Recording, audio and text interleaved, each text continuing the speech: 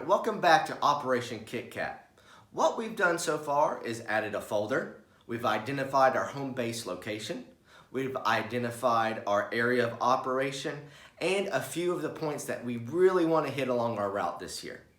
But now let's take a second and let's learn from lessons from next year. Let's take a look. What I'm going to do is clean up my workspace over here. You can see my Operation Kit Kat folder. And I've got a subfolder expanded that I'm not going to work in. So I'm going to shrink it down for now. Let's zoom into our area. Alright, here we are. So what I'm going to do is I'm going to right click on my Operation Kit Kat folder, add another folder, and I'm going to call this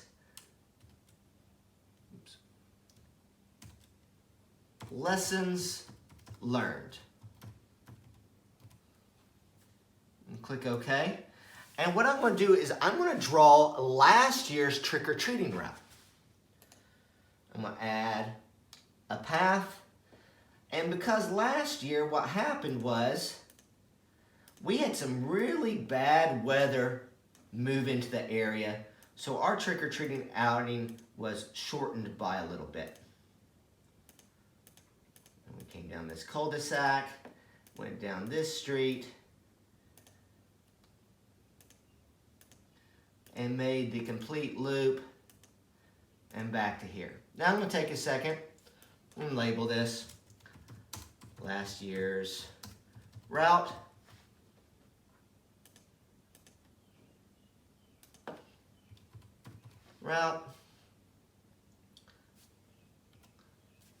Click OK. Actually, I'm going to go back to the properties because that might be hard to see. So I'm going to go to Style and Color. I'm going to make a color that's a little bit brighter and make the route a little bit thicker. And actually, I've already got an orange boundary, so I'll go with this green one. Something like this. Now, this was last year's route. And like I said, it was shortened because of weather. We did this in about an hour. Let's take a look at how far this route is. So if I go to the Measurements tab, I can see that entire route is just about a half a mile. Okay. So in the description box, I'm going to put 0.5 miles. Took about an hour. And then click OK. So now when I click on the hyperlink right here for the path, that comes up. 0.5 miles took about an hour.